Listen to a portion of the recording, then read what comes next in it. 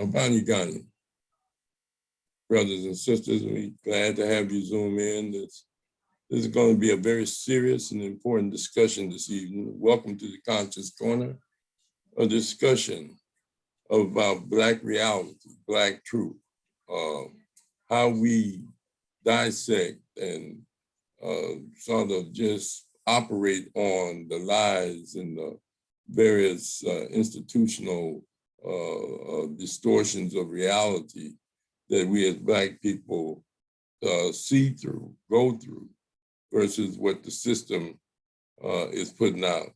So I want to again welcome you here, my co-host along with me, Mr. Historian Joe Hembrick, and we're going to be discussing the whole concept of combating the resurgence of white racism in America.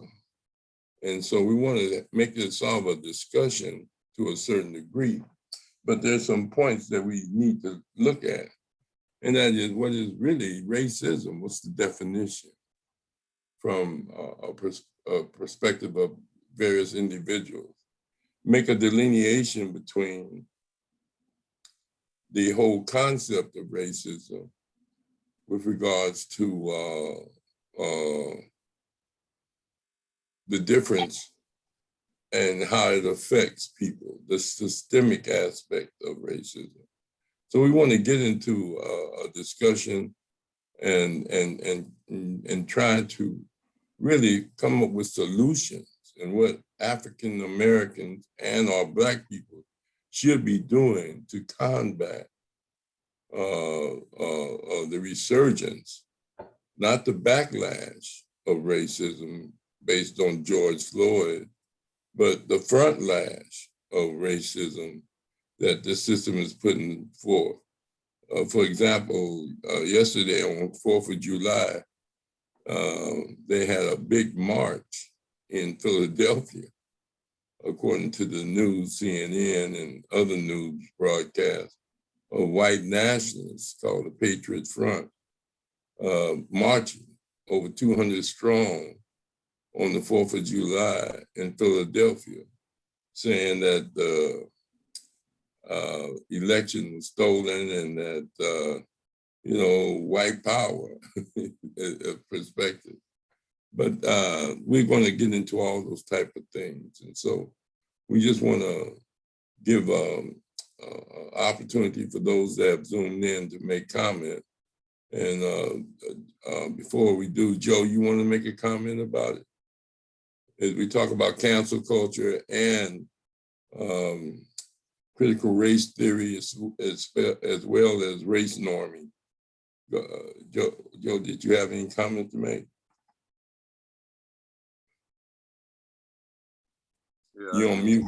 I got to mute myself. Well, this resurgence is nothing, stuff has just been in hibernation. Whenever Europeans feel threatened about their status in the world, this is the stuff that comes out.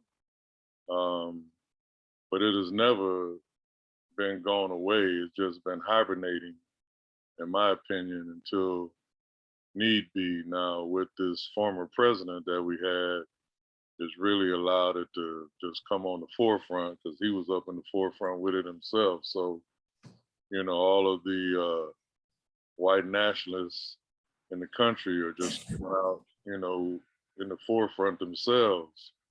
But it's never gone away. It ain't gonna never go away. And we need to just be on about our business of what we need to do in terms of combating it, which we'll get into, I'm sure, later in the show. So that's the only comment I had to make at this moment. All right. Aziza, you there?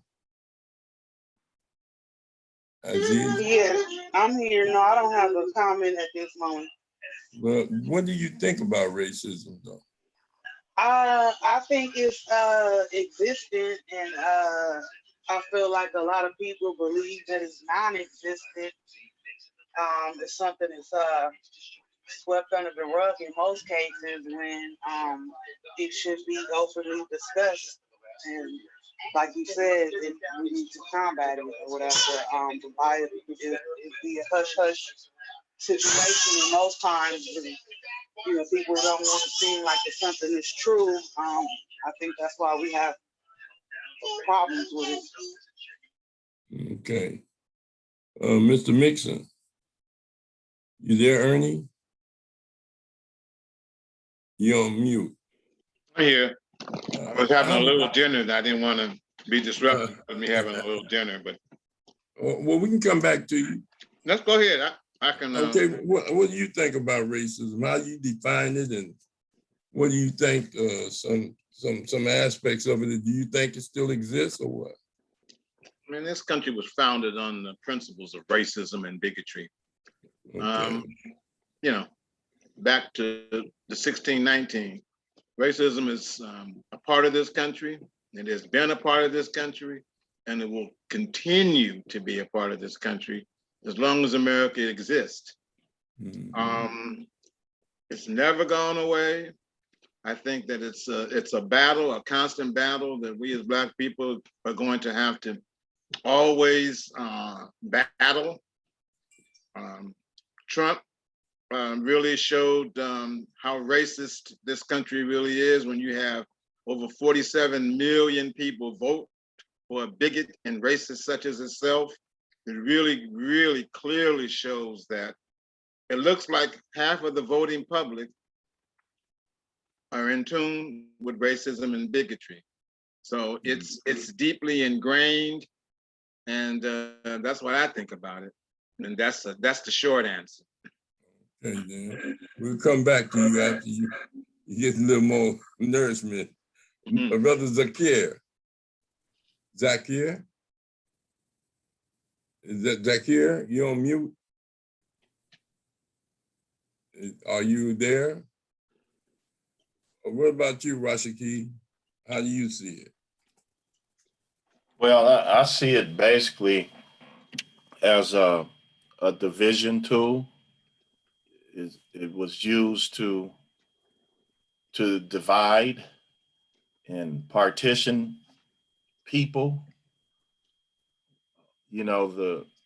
I listen to Neely Fuller a lot, and he says it's royalism. It's based off of royalism, and if you put the white race in there, they see themselves as royal, and everybody else as subjugation tools, and able to. Well, the system is just basically based on their rule, and everybody else is subjugated to them. And we African people and other people have to find a way to not imitate them or try to be like them. Like historian Joe Hembrick say, you can't fit a square peg into a round hole. And when we constantly, we learned how to be like them, but when we constantly try to be like them, it doesn't work because it's inhumane behavior. So therefore, I would say that people that are categorized as colored people have to find a way to delete what they learned through systematic racism and start doing something that's more constructive for themselves and inherit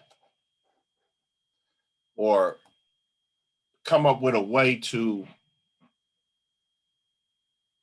change yourself into a more productive person versus trying to be something that you can't be, and then at every turn you make mistakes trying to be like that. So it's a entrenched systematic issue that we have to deal with, and I say the best way to deal with it is to change yourself into a more productive, constructive person. And that way you will be able to avoid, all the pitfalls that's set forth in front of you. But I could talk about that all day. So I'll let you continue, Professor Rahh. Well, okay. I would just wanted Joe to continue his discussion when he says it's going to always be here. And is that suggesting there's no way we could fight against it or struggle against it, or we just have to learn to get around it? Or is there a way we can force the system, change the system from being a racist systemically? And it's, from that standpoint, what do you say, Brother Hembrick? Well, we're fighting a And fight. why do you say that at first? Well, going back historically, with the Balfour Declaration, with the Berlin Conference, actually, where all European nations got together and carved up Africa, there was many discussions about if anybody rules, it's going to be a European. And so that's been going on for 500 years. So that's why they put all these things in place so that they can rule with the laws and what have you, slavery, what have you. But what we need to do, I remember what Malcolm said, whenever you're dealing with the European, you don't need no guns, billy clubs, and stuff like that. What you need to put on him is the truth. That's what he can't stand, is the truth. But you got to know the truth in order to put it on him. A lot of people, especially these youngsters, not necessarily youngsters, but people that don't know, whenever they get in a situation where they're felt to be demeaned or that sort of thing, if they knew the truth, then they can put it right back on the person that's putting it on them. For example, they always come up with this, why don't y'all go back to Africa? Well, why don't you go back to Europe? This ain't your place in the first place. You know what I'm saying? So, we have to know thyself, which I spoke on weeks ago.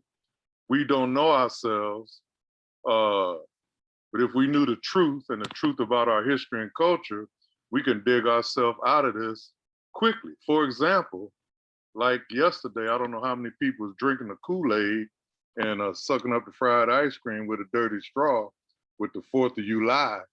But how many Black people across this nation spend all kind of money on a holiday that has nothing to do with us, instead of thinking if these funds could be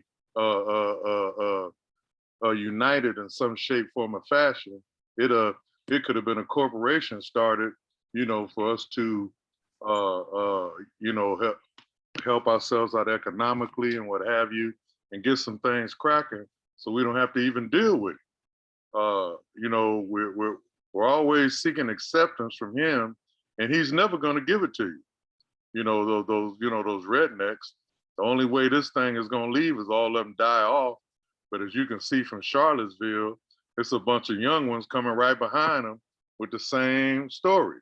So I think what we need to be about is ourselves, gelling and putting stuff together ourselves so we can rise up economically. I don't like to deal with the politics because as far as I'm concerned, politics, like my old friend Clean My Kill used to say, when it comes to politics, truth ain't nothing but a word that rhymes with Baby Ruth. You can see from the last administration that we had before Trump, the brother got in there, but his hands was tied. He couldn't do much. He got the healthcare thing passed, but that affected a whole lot of other people. When are we gonna do for self? Like Elijah Muhammad used to say, and I'm not a big advocate of that either, but that part makes sense to me. Do for self. We always want to bring others in to what we're doing And a lot of times they follow the stuff that we do, but we need to come together as people and, you know, make some decisions about what we're doing outside of this man's system.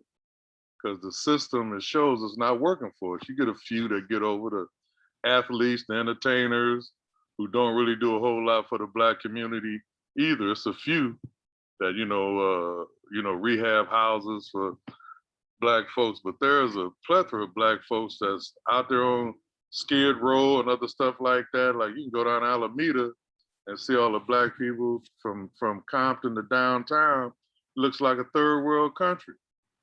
And I remember when I was teaching back in the 80s, when the homeless thing first hit the scene, I was thinking, this government really don't give a doggone about people. They let this stuff get to this point. So, but you know, we've done it before. We have examples in our history when we've done it. And that's when they really raise up their hairs on the back of their head and down us. For example, Rosewood, you know, they were out doing the white community next door. You had, Boley, Oklahoma, which they went in on. You had Corbin, Kentucky. You had Allensworth right here in California, state of California, where Black community escaping racism were doing great. And then, you know, the white folks put poison in the soil, cut the water off and all of that. You know, I think I mentioned these things before, but one thing we got to do as we're doing this, we need to be able to protect ourselves. And that's something that is some dangerous talk. You know, we out there doing stuff to each other for one reason or another. But if we started doing that to the other side in terms of protecting ourselves, I think we'll have a start to, you know, get something going, you know, a self-reliance. And for example, you know, most of the inventions in this country, a lot of people don't know were created by Black folks. I have a map with all of the Black inventions on it. Shoe machine, cable system to go in the Atlantic to hook up the phone stuff. We know about the, you know, the light bulb, the stoplight. There's so many things. You know, we are creative people, but we don't know ourselves and who we are. So we're following a trail of a fool who has taken everything he's ever wanted from other people, and we sure ain't gonna do that. But we need to draw on our creativity through our DNA. You know, we have people build great civilizations for 300, 1,000 years before we even came on the scene.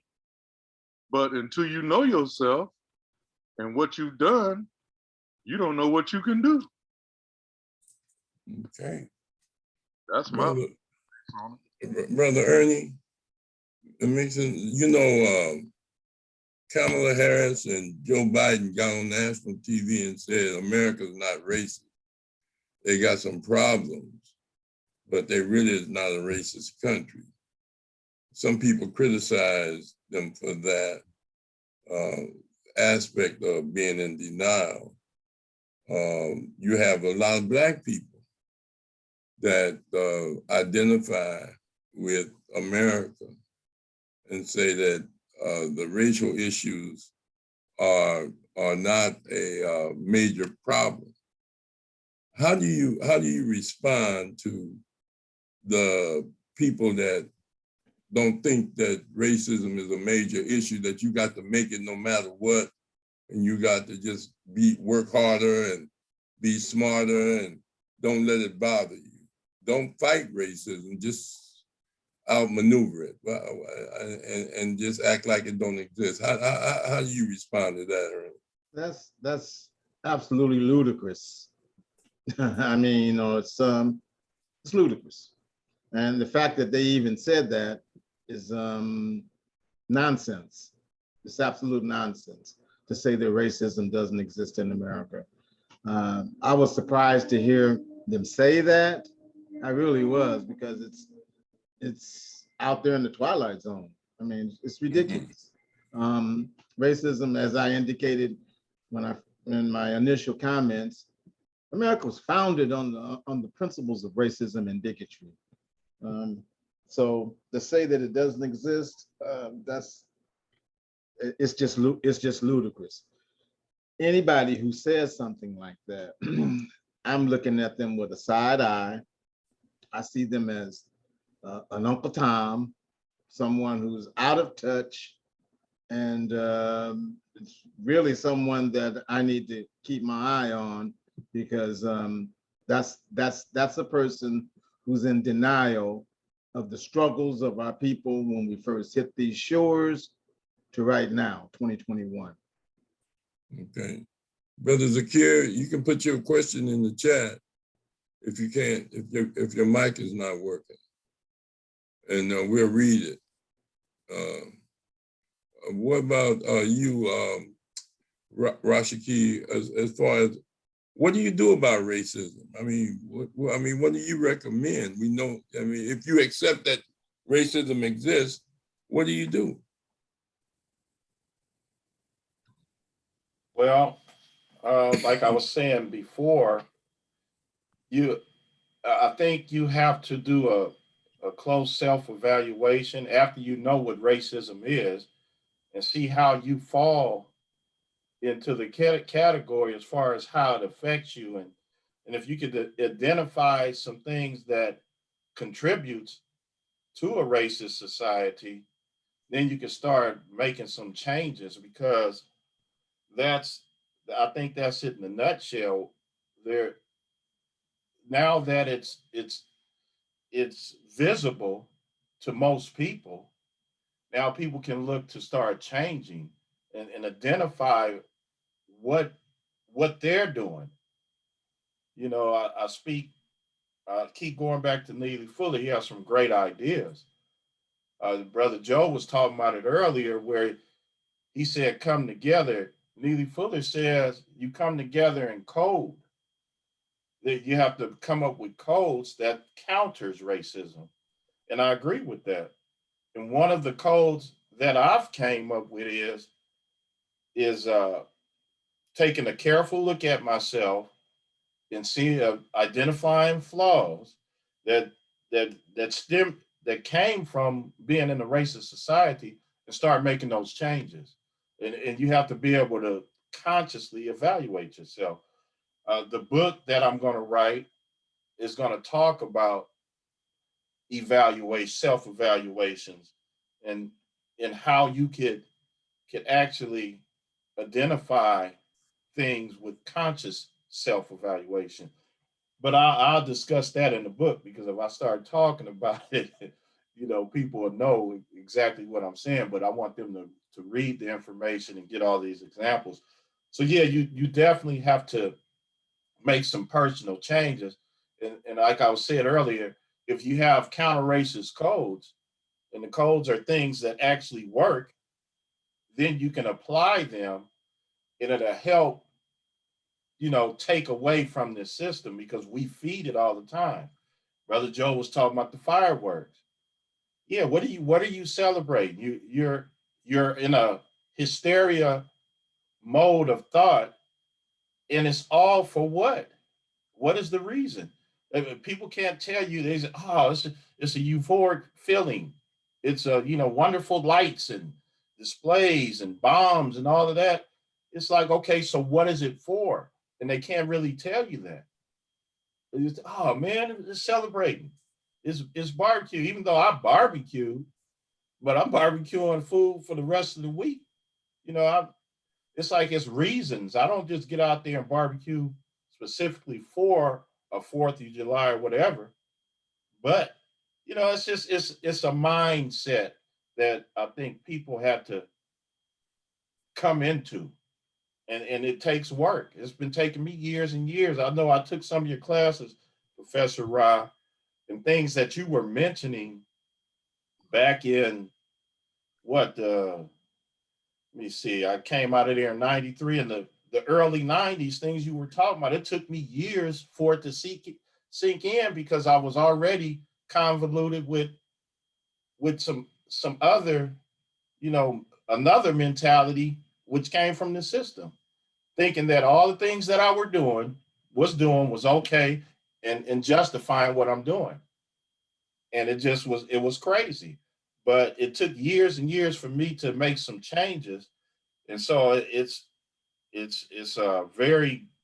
like cemented in our thought processes. So we have to make those changes. But how would you define racism? How would you define it? Well, it's a system, I would say, and I learned this being in your class, it's a system of government, and it's laws and practices that the power structure has in place to basically mistreat you. It's total mistreatment and, mental cruelty.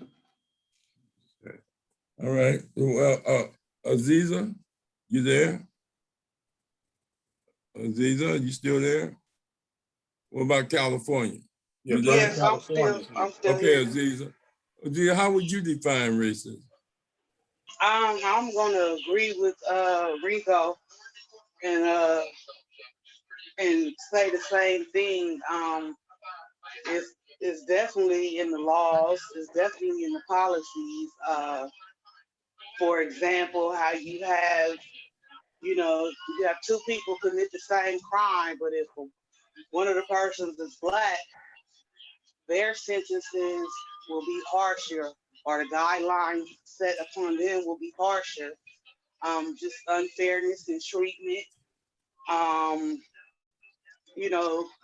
it causes some of us to have disadvantages. Not everybody can rise up above the systems that's set in place. And also a lot of people aren't aware of it. It's really not, equal treatment amongst everybody that's, here.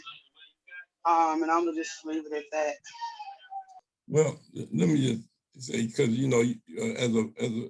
as a sister, you not only deal with racism, you deal with sexism, and we also have to deal with capitalism. Those are some of the major characteristics of Europeans: racism, sexism, and capitalism. But let me just go back with the California CA. Did you have a comment on the definition of racism? You're on mute. Okay. Brother Rahh, I'm in for a quick second. Go ahead. On defining racism. We've had a lot of new terms here lately to spring up. But back in the day, racism was defined as a group of people that can deny another group of people access to whatever is there, whether it's government, economic, financial, educational. It's about denial.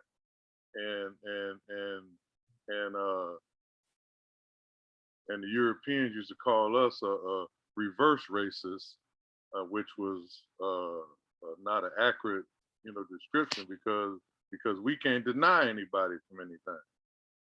We don't control nothing to deny people access to. So that's my definition and understanding of racism and what it has been in this country. But it goes hand in hand with white supremacy. They go hand in hand. And it's just not our people. It's brown people, Asian people, you name it. I was reading an article yesterday about how these these high tech companies are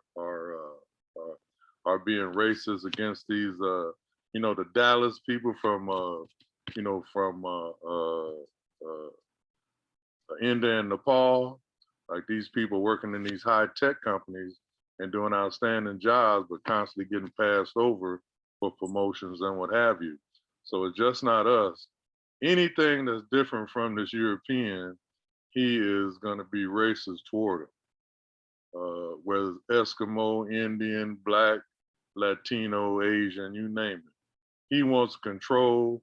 And if anybody gets close to taking that power away from him, you see his wrath rise up, which we've been seeing. That's what President Trump said. If you don't go up there to the Capitol building, you're not gonna have a country anymore, because they know by 2050 what's supposed to happen in this country as far as the makeup of the United States population. But I still say that we need to be about our own business. The Garveyism, the Booker T. Washingtonism, the Allensworthism, the Green Wall Streetism, we got enough to deal with that and getting that together, and this other stuff gonna be there. But we need to work on what we need to be working on, which is pulling ourselves up like we did once before, but being able to protect ourselves along the way, because as soon as they see you progressing, it's gonna happen. Ernie, do you have a definition of racism? You're on mute. You're on mute. Yeah, when we deal with words, we all can agree the words are very important. So I'm just going to go with the defined meaning of what racism is, to be clear about it. This is what I go with. I just put it into the chat, and that's how I'm going to define it. Anytime, in my opinion, when you try to start explaining what a word is and it's clearly defined in an international dictionary, that's how I got to go with it in order for me to communicate with other people, like-minded people. That's what I'm going to go with. I'm going to go with this defined meaning of racism. Could you sum it up? Could you sum it up, that dictionary definition? Yeah, I'm going to go with that. Oh yeah, but could you give us some highlights of it? It's in the chat. It says I don't see it. It's not showing up. It says prejudice, discrimination, antagonism directed against a person or people on the basis of their membership in a particular racial or ethnic group, typically one that is minority or marginalized. A program to combat, racism,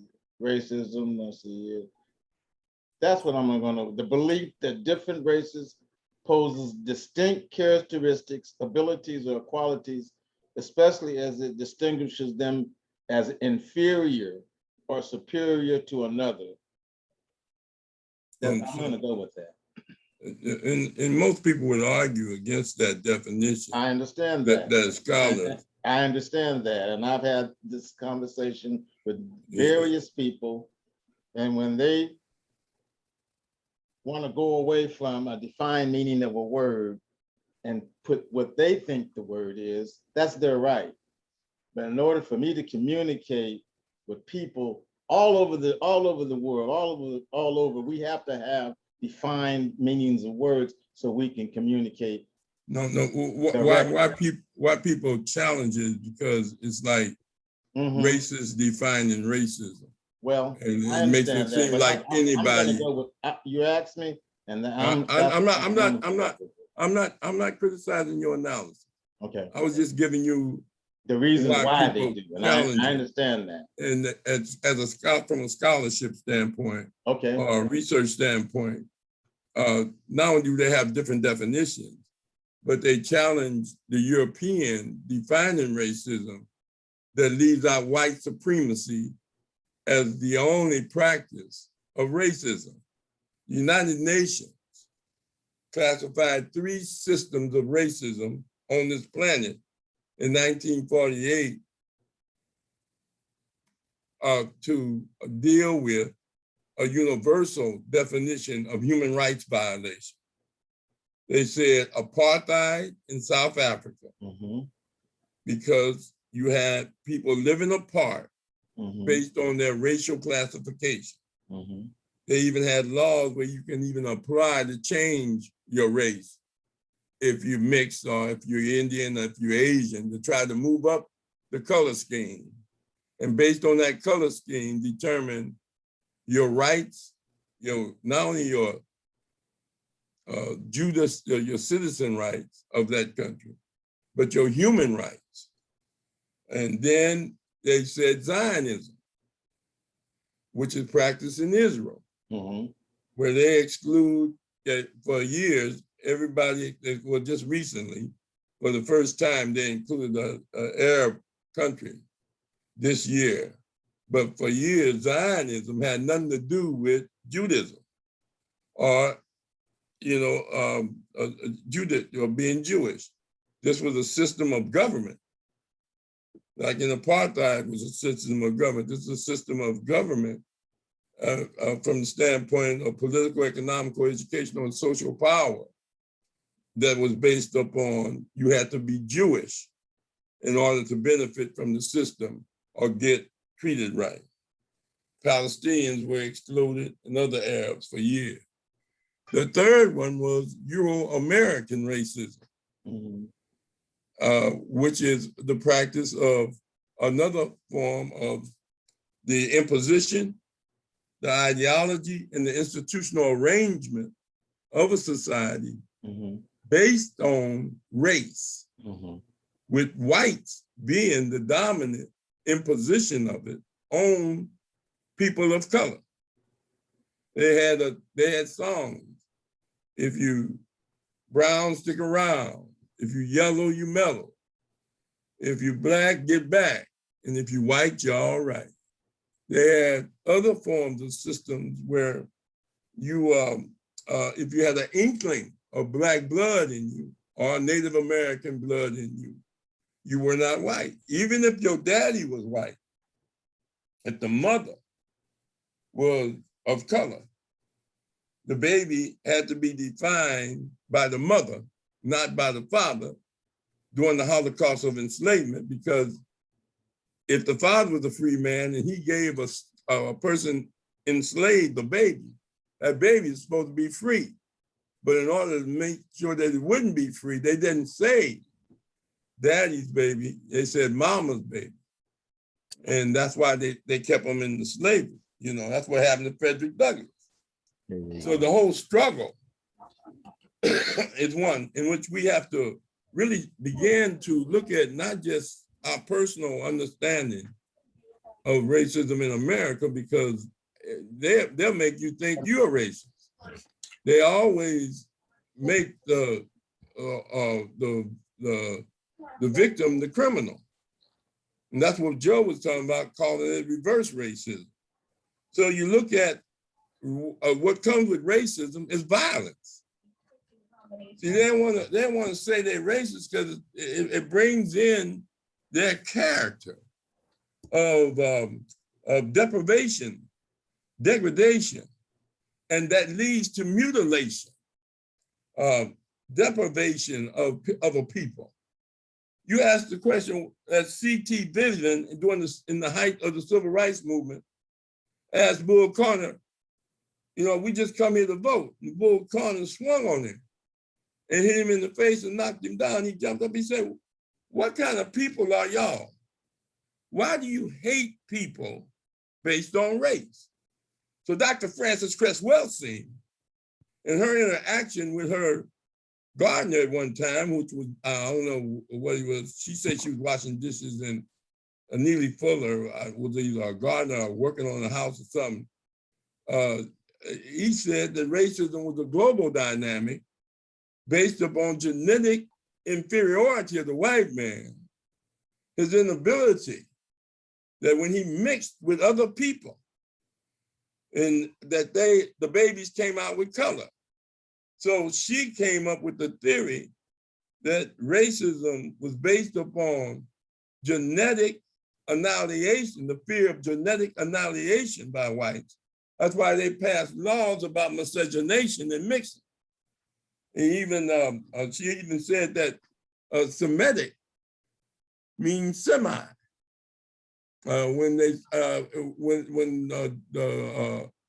say you anti-Semitic, because Arabs are Semitic people. Some people, and so anyway, she went into deep racism, talked about ball games, talked about why they have to have the guns to neutralize our genetic power.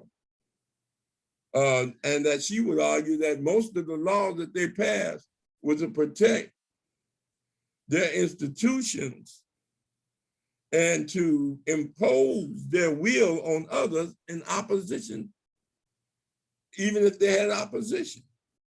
You don't care if white people don't like you, but you do have a problem when they can determine your life needs and life services and life opportunities. That's why Malcolm came up with that we're in a struggle for human rights, not civil rights. Civil rights is something given to you by another system. Human rights is your natural rights given to you by the fact that you're a human being and that these things that you're supposed to have access to the earth belongs to all of us. So we look at these denials, even with religion, education, moral appeal, judicial appeal, ethical appeal, they are still racist. How could you have all these churches and still be a racist? How could these white evangelists support racism just so they can say, we just want to get people on the Supreme Court to overthrow abortion? Well, we don't care about racism. We just worry about white people having abortions because we need more babies. And I need more babies to keep my church going for my grandson who's gonna take over the ministership so that we can have these ties. So we need more white babies. So let's don't make them get abortions. They didn't care about black people getting abortions. In fact, Shockley, back in the 70s, said we need to sterile all the black women in the South. Make sure they don't have no baby. There was no outcry. There was no, wow, that was wrong. He created the transistor radio, him and this other guy, and then he comes up with the concept that we need to sterile black women. That's worse than abortion. You can't even get pregnant then from that standpoint. And then you go into this whole concept of how do we combat this? Well, first of all, we need to study it and discuss it and study it and study it.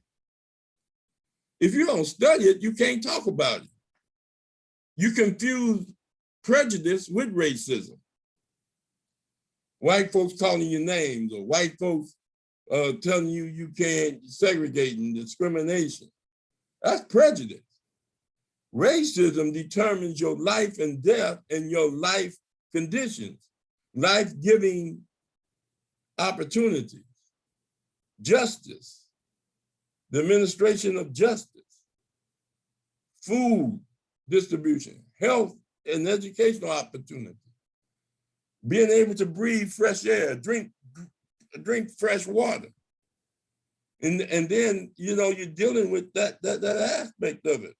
So you're dealing with a deformation and a destruction of humanity.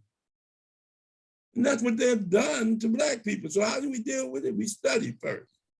We educate. Then we mobilize, get as many like-minded people, because they're going to be Black people, like Harriet Tubman faced, that ain't going to want to get off the plantation. They ain't going to want to challenge white racism. But you mobilize them that do. And then you organize. And then as Joe said, eventually you're not only going to have to protect yourself, you're going to have to confront this man. But you're going to need allies, other people of color, and other people that have been victimized by the racist system. So you look at the three dynamics that people get confused about. The first one is civil rights. Civil rights are rights granted to you by a government.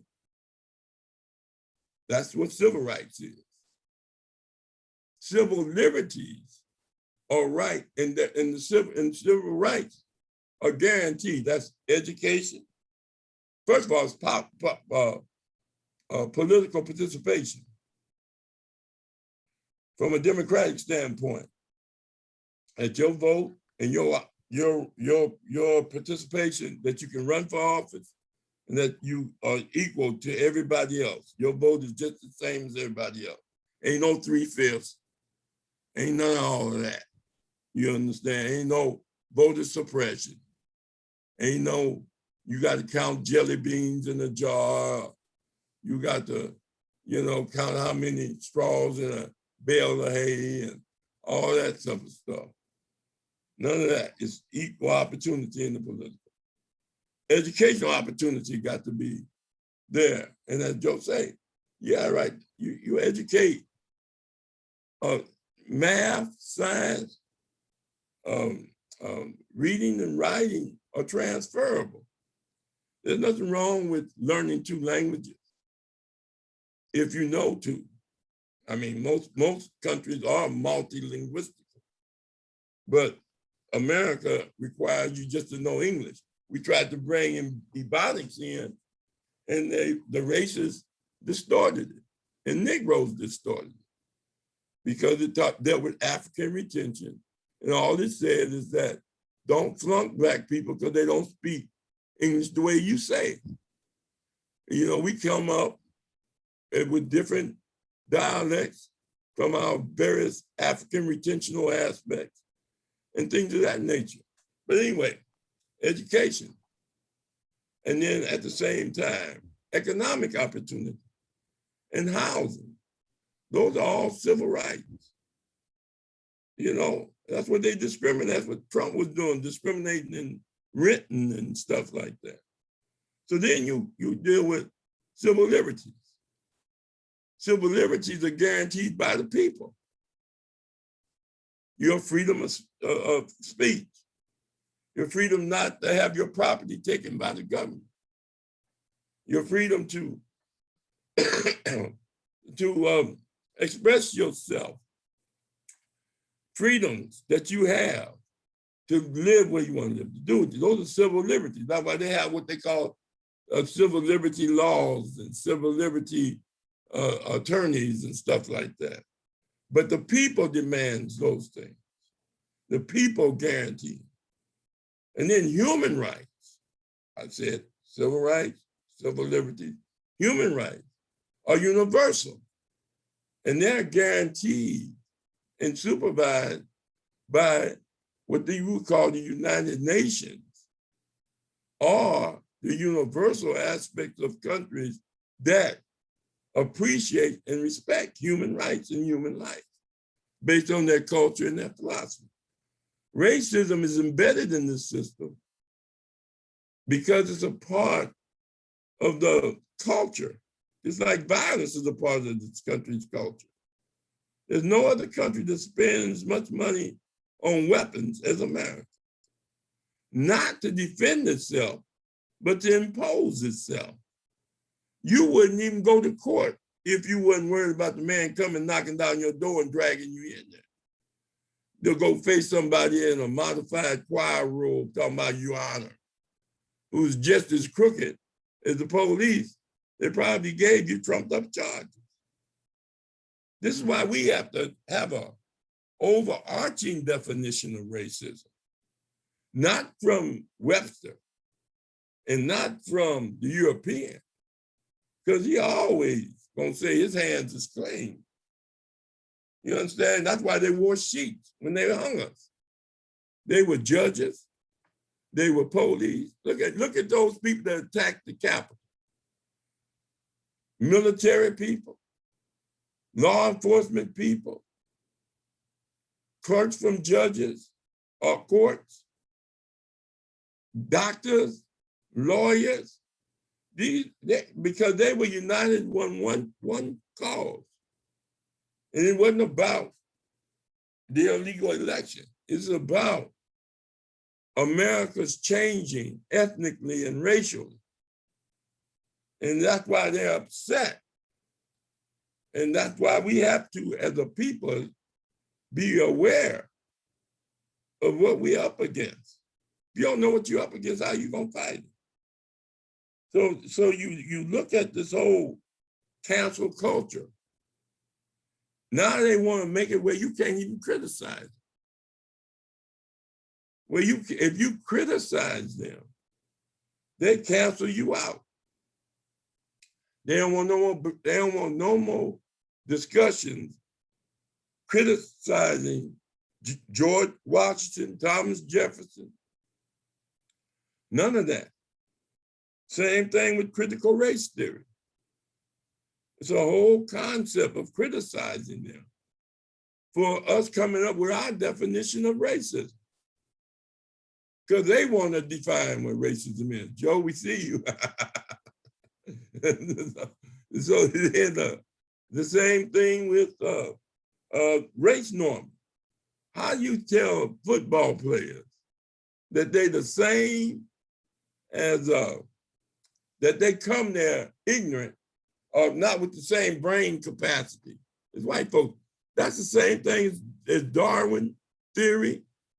That's the same thing as Freud theory. That's why they say there's no such thing as Black psychology. But there is. We're unique. We all have the same. No, we not. Because we don't, the slave can't have the same mentality as a slave master. So racism is a dynamic that we have to begin to have discussions with our children, not about just prejudice, but about what they're going to face, because it's more scientific, technological. And when we say the resurgence, they're coming. See, for a little while, there's some people said they was, they were they had hibernated, as Rashikis had pointed out. Now they're unleashed. And you see the monster side of America, as Dr. Karenga points out. It's not American dream, as Malcolm says, American nightmare. So we got to educate ourselves and be prepared to defend ourselves. But at the same time, develop the capacity to impose and manage this European so he don't blow up the world because he can't rule it with his nuclear weapons and with his mindset. Only thing you can do is get power to put this guy in check.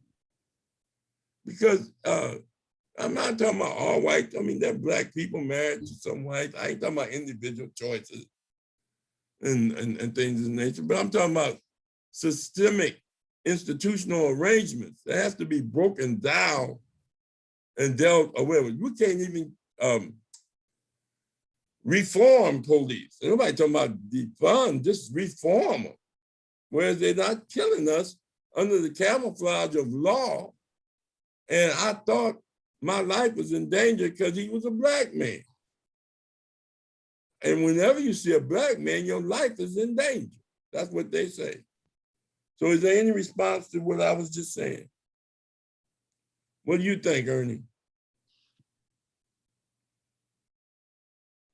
Wow, that was a mouthful. I'm just gonna digest it. I'll just digest all that. What about Brother Marlon?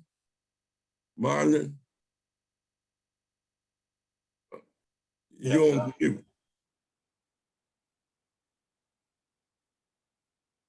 You're on mute.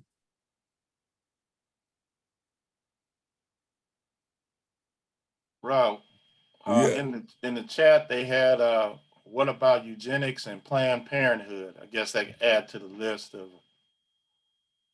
a few things that's in place to discriminate against racial groups. Well, the whole concept of Planned Parenthood is challenging because, there's a lot of Black people that are Catholics. I think, Rahh, not to cut you, I think he's unmuted now. Yeah. Okay, go ahead, man. Yeah, well, that's real powerful, but when you look at us as being Black and what's going on, I think it's really a lot more about money. It's this country now got to be the point that they want to sort of shift what the real problem is economics and money. And you look back at Donald Trump if you notice that a lot of his campaign, he had one black folks stuck in the background. But you know, he don't care no more about white folks and black folks. It's all about the money. And what we don't realize is that you can't do nothing if you don't own nothing. And we need to start establishing ownership in order to really make progress. I mean, we can talk and go to work and make money, but if you don't own nothing, you don't have a whole lot of power. Well, how do, when you say that, you saying that there's not a racist problem, it's an economic problem? Yeah. Okay. Okay. As you go back in time, as you say, society kind of dictate your growth within your community. If you don't educate the people, then they're always going to be behind the 8 ball. They're always going to be behind the 8 ball. Well, could I ask you just one question? Yeah, go ahead. You heard about Tulsa, Oklahoma? and you heard about Greenwood. Yeah. And Rosewood, and Yeah. Joe talked to you about Allen. Those people had money. Yeah, I know they did. Well, what happened to it? Well, see, what happened there was the white folks looked at that. They had to destroy it. They had to get that money. Oh, so you think they destroyed them because of the money? Yes, sir. Or they just... They destroyed them because to get that money. Okay. See, money is really what's holding you down. I'll give you a prime example. If you look at the black race, anything that we get in, we pretty much dominate it because we God's people and God really installed in us things that the white man can't understand. He uses us to build his economic. Look at any sports you find where there is money not really that involved in getting in it, you'll find we're in it and we dominate it. An example, basketball. But then when you start looking at the golf, not too many of us in golf, because we had that support. You look at cycling. You don't find a whole lot of us in cycling, but if you go back in time, Major Taylor was one of the greatest cyclists out there. We don't support each other. We back on that Jim Crow law where we've been led to believe to always go against each other. That's slowly changing, but we still got a long ways to go. So I'm just going to ask you this again. There are black people with money. Yeah. There's a lot of them with money. Mm-hmm. Some of them are doing excellent things. There were black people, I mean, the European prints money. He got a US mint. I mean, this country is multi-trillion dollars in debt to itself. I don't know how you pay yourself back, but to its own self. Second, it's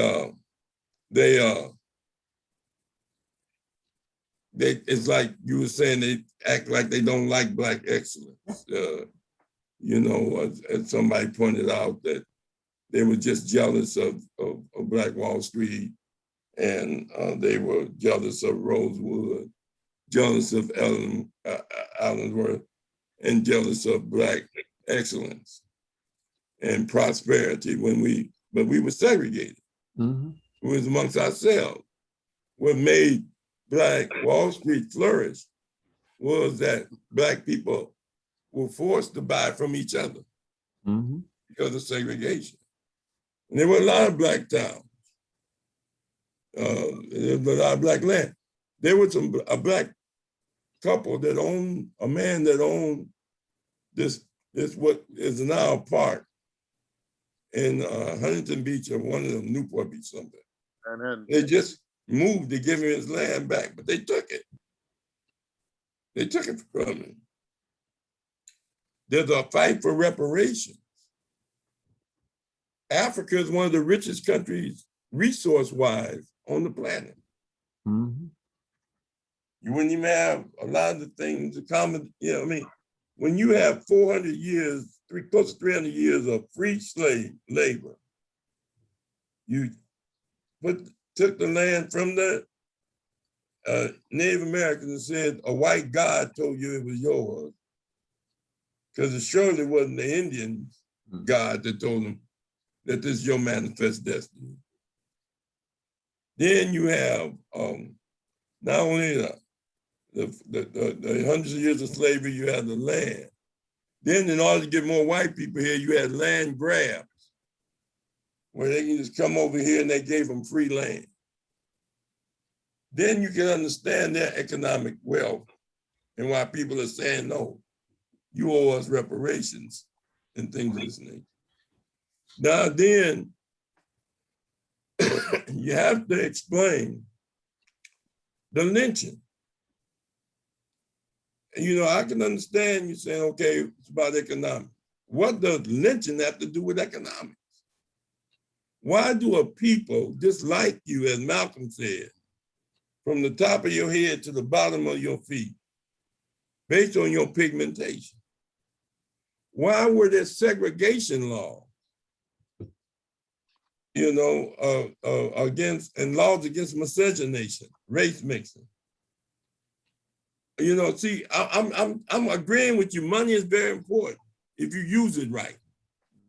You know, money is a medium of exchange. That's all it is. It's a medium of exchange. Here's some money, give me what I want. There are many Black people that bought land. We were losing farmland because of different reasons. Kids didn't want to go back to the South and pay the taxes, whatever. Mhm. So we've had some wealth. Yeah. But I just need to somebody who's here explain what economics have to do with lynching.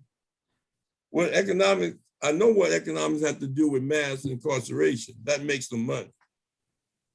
You understand? Locking people up, private prisons, the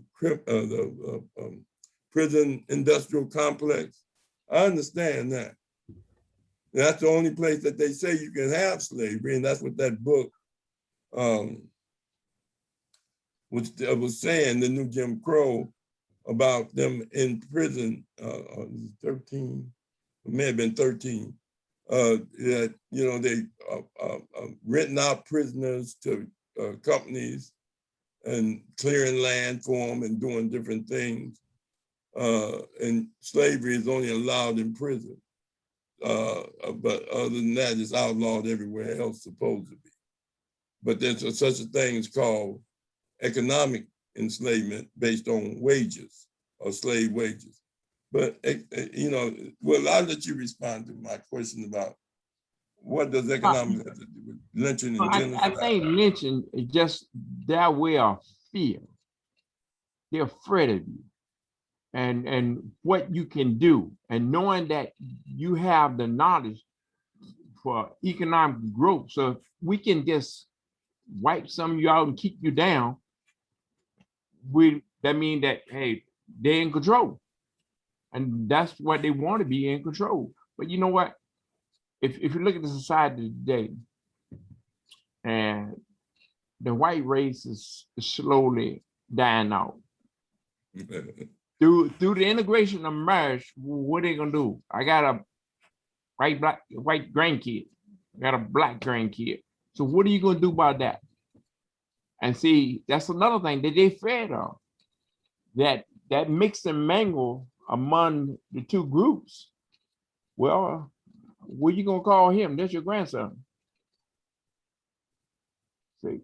Well, they call them biracial now. Oh, they call them biracial. You know, and you know what?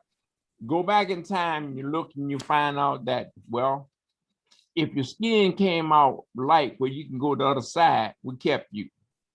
But if it didn't, we put you in the field. But see, now you got more exposure, and then you got more of them mixing. So what's happening is that what you granddad used to tell me, it ain't true. They begin to see the truth. And that's the whole thing with the white man is that, hey, look, we don't want the truth to come out. Mm. The black man has always had a loving heart. You get the shirt off his back. He always have done that because, well, we was taught they ain't supposed to be superior to us. But if you really look around, we are the superior ones, and they know this. Mm. Think of the thing, look at the things that was invented and who they was invented by. Mm. And give you something to think about. Oh yeah. The things that we can do. So if I can keep you out of this, well, guess what? I ain't got to worry about you taking ownership. Mm. Mm. Okay. Anybody else have a comment? No. I'll let the guests go first before I say anything. Any more guests with a comment?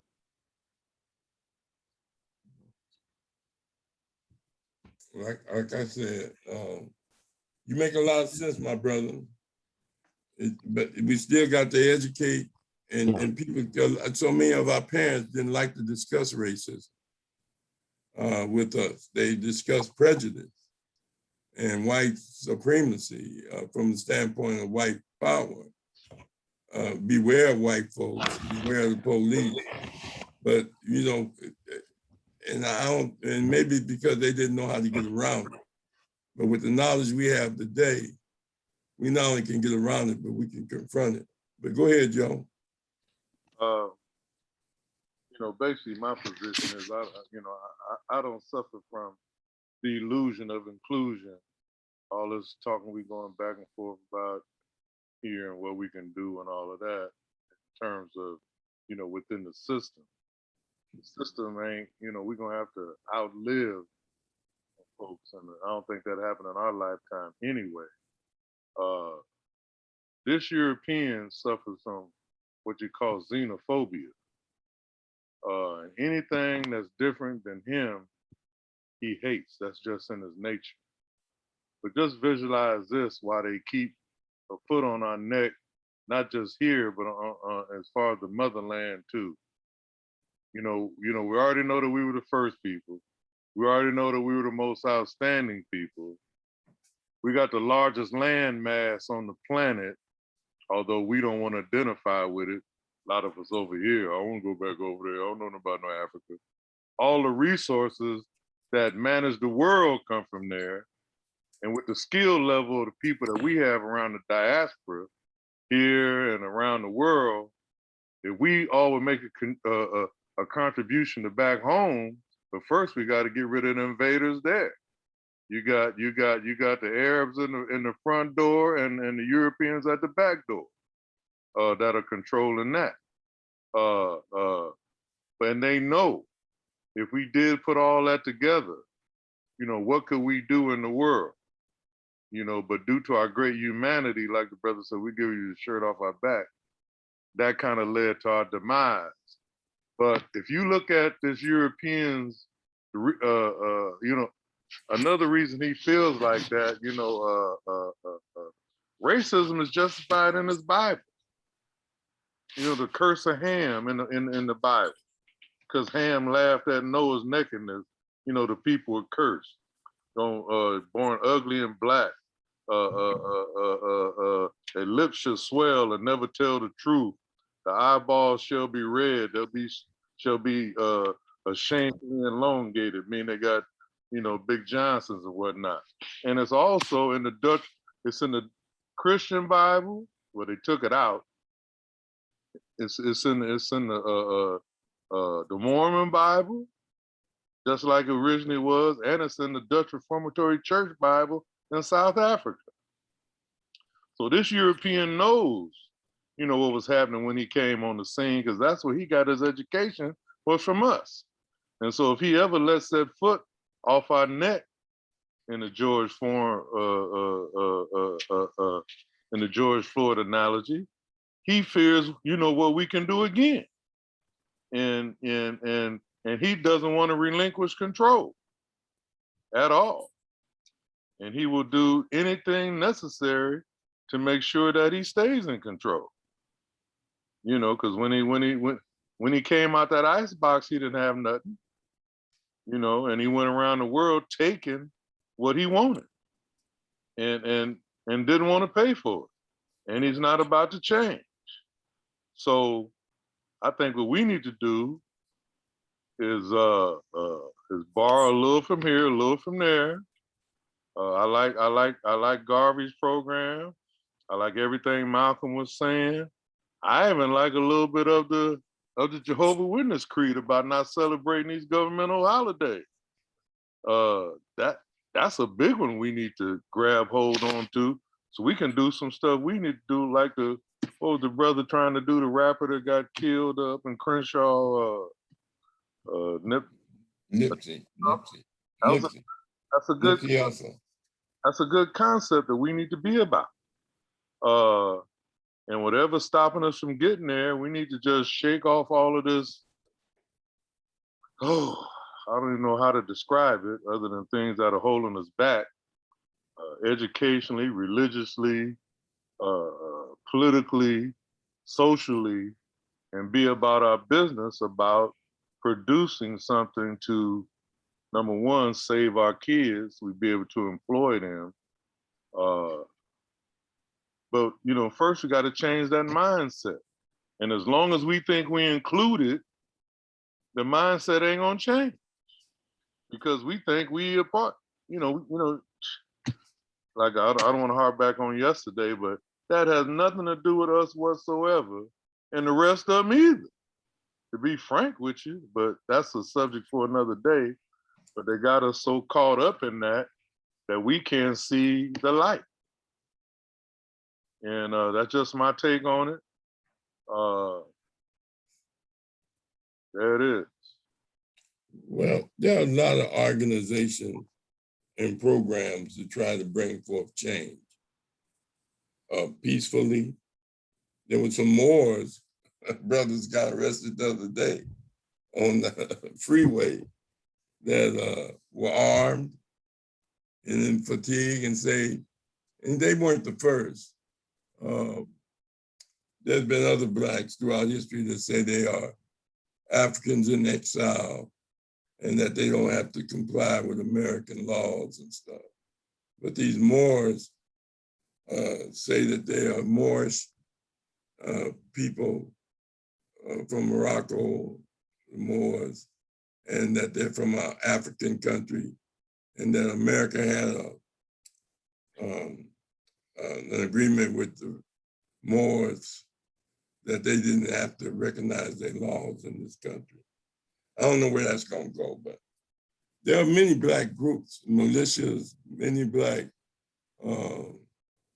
organizations that are preparing to defend themselves. You had Sin Q in the 70s that kidnapped Patty Hearst, turned her out. You had the MOVE organization, they had the bomb in Philadelphia. You had the organization of us and other organizations trying to come about. We had what was called the Black Liberation Army in the 70s. And, you know, even at Wall Street, those were military brothers that went to try to stop them from lynching that brother that they're accused of with the white boy. And they killed a lot of white people before they got killed. But they never talk about our resistance. And that's when I was bringing forth, all the moral arguments that we have given this man, from Martin Luther King to A. Philip Randolph, to W.E.B. Du Bois, all the monumentous churches that ministers. So we have appealed to him morally, ethically, whipped him with his own constitution, because like they said, 4th of July, Frederick Douglass talked about that in 1852. Said we shouldn't be celebrating. He not only said that, but it don't make sense. You tell your kids don't play with fire, then you buy them fireworks. You tell them don't burn money, and then you set money on fire. That's what you're doing when you put fireworks together. So, you know, the Declaration of Independence, we look like Mr. T in chains in 1776. Even though Black people, and then in the original Declaration of Independence, Thomas Jefferson used against King George, he used slavery, the Holocaust of enslavement of Black people. It was in the original clause to justify them getting their freedom. And then they took it out because they didn't want to, as Brother Marlon was saying, to deal with it from an economic standpoint. They wanted to keep it. But in the original Declaration of Independence, there was a clause in there criticizing King George for enslaving African people. And then they took it out. That's why I say studying, education is very important. Then the Supreme Court, the Dred Scott decision. I mean, the Supreme Court has been one of the most racist institutions throughout our history. But we need to be able to criticize it. Thurgood Marshall did. They called him the dissenter because he dissented on all their racist policies. Now they got a Negro up there that agree with their racist policies. So you have to see how things change. I remember when Tom Bradley was running with mayor, and they put forth a California law saying they had to integrate schools and busing. And they asked him how did he feel about the law saying that they could bus Black kids to white schools. But they never said bring white schools to Black schools. And so he said, well, I just believe that we should go by the law. You understand That why? it's okay to integrate. And then the next year, the white folks changed the law back to no busing. So now he had to go by that law. See, that's the thing about institutional arrangements. That's what this voter suppression is about. You had the 1965 Civil Rights Bill. Well, the Supreme Court gutted it. Took out all the protections. Now it's just an empty shell. But go ahead, Martin, you had a comment. Yeah, I had a comment for you. One of the things that, like you said about the busing thing, well, it's back to education again. They don't want to bus our kids to our schools because we didn't have the knowledge in our schools. So that's why our schools are crying about the book, the material, the read material that we getting and they getting is totally different. And that's one of the big things with us. Like I said, the education is very, very important. But also, what we need to do is support each other. You know, right now you got more of us killing us than them. We need to kind of come together so we can kind of move forward. Because when you go back and look at the death of the Black man, it's the Black man killing the Black man, more so than the white man.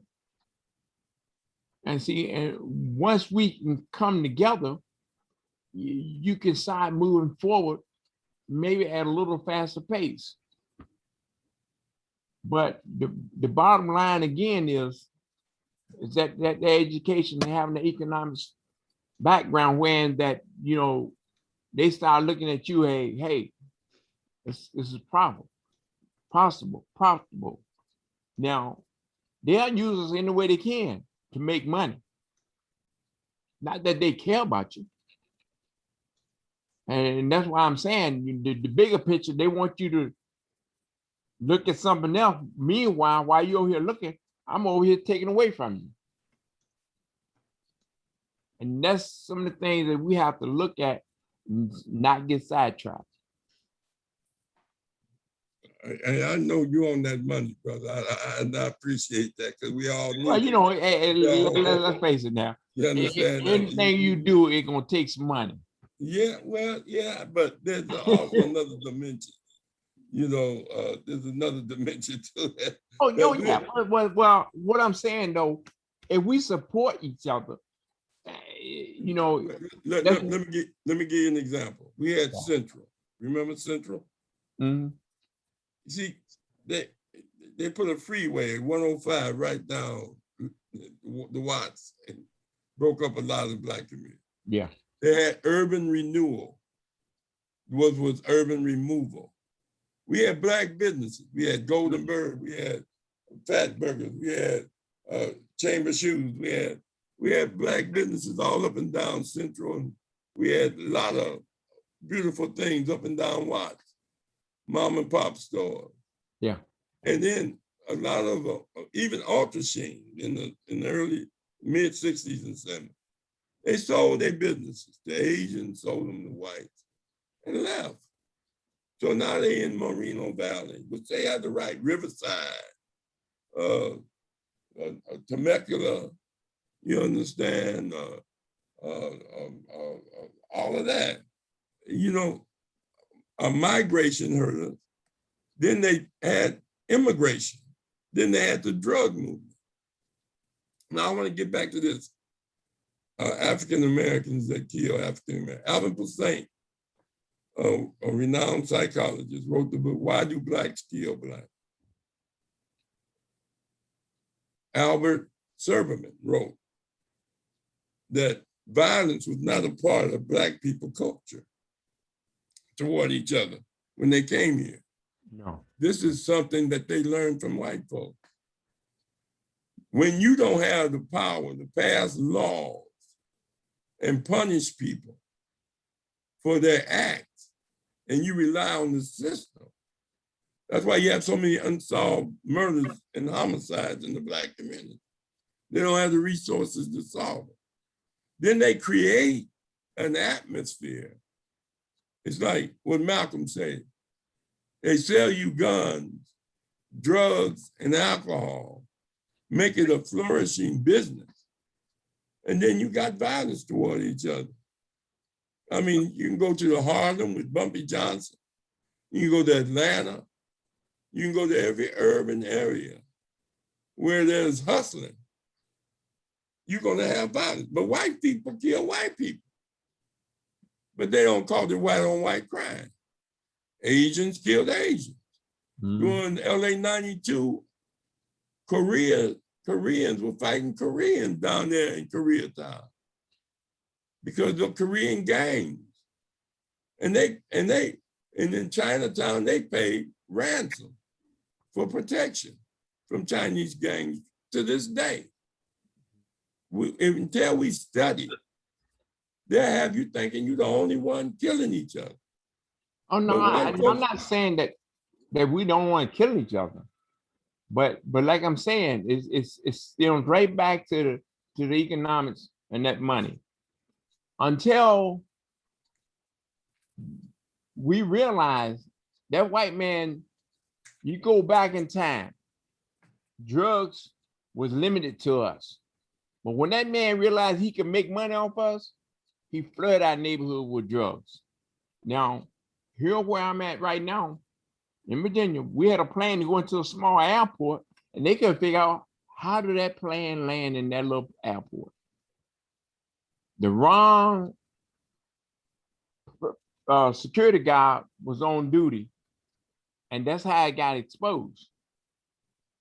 Now, I understand what you're saying, and I don't mean to be on the issue as far as money, but that man would do anything to make money to keep you down. When you see you moving up a little bit, he's gonna try to chop you back down. And that's what happened with Black Wall Street. Black Wall Street was moving, but they couldn't stand it. So we had to cut them down. Well, what's stopping them from doing it if you get money now? Like I said, the bottom line is education. And Yeah, then we have to look at the fact that, hey, why are we doing this to ourselves? Why not reach down and help pull you up? You know, like why you think that we're doing it to ourselves? Some of us are doing it, not everybody. I know it's not everybody. I mean, there's always exception to the rule. All right. But you when you start looking at the big picture, like you say, no matter where you go, when that economics is down, there's a lot of trouble there in that area. And you got some believing and thinking, okay, let me get into these government programs, you know, that all them programs are designed to keep you down. They ain't not trying to set up to make you prosper. It's to keep you down. And we have to understand that. That's supposed to be a stepping stone if you fall a little short. But you always supposed to reach higher. Look to reach higher. Grab your brother, sister back here and give them a hand. You know, back years ago when I was coming up, you know, everybody in the neighborhood, boy, your mom and dad, you better not did nothing wrong. Now, I'm gonna stand in the door and watch you do wrong until somebody meet down my holler. I knew somebody saw something. I hear you, brother. You know what I'm talking about. Well, look, we want to thank you, brother, for coming in and making your comments because they're deep, you know. And you in Virginia? In Virginia? Yeah, we're in Virginia. Yeah, well, I'm on my wife's computer. That's why I got Maryland up there. All right. What's your name, though? My name is Welton. Welton, brother Welton. We really appreciate your comment. We're gonna get ready to close out. Joe, you have any closing comments? You on mute. Tell me you on mute. Yeah, this is my cousin. First time I've ever seen him on the street. Is that right? We've been talking a little bit. Yeah, because I really appreciate your comments, appreciate you chiming in. And I hope the other relatives down in the Southeast are tuning in to the program. What about you in California? Huh? What about you in California? I'm unapologetically straight out of Compton. Okay. I'm in what they call South Compton, which is called Carson. These Negroes think they about to. I want to say, man, one day we get to come visit you. Yeah. Anytime. Yeah, we appreciate you, brother. We're gonna get some more of that insight on that economics from a Virginia standpoint, because y'all got mentioned. Was it Manchin down there? What's the senator that won't vote for the filibuster? Manchin, what's his name? That's West Virginia. Oh, West Virginia. Okay. All right. Rashiki, you have any closing comments? I just want to talk about tomorrow, Wednesday. We have two shows. We have Mr. Bobby from the Counter Racist Code Show, co-host with Mr. Neely Fuller Jr. And then we have P.B. Smiley, a comedian, impressionist, and actor on Wednesday. So we got two shows. That's rare. So, you know, you're always welcome, brother, to come and participate. All right.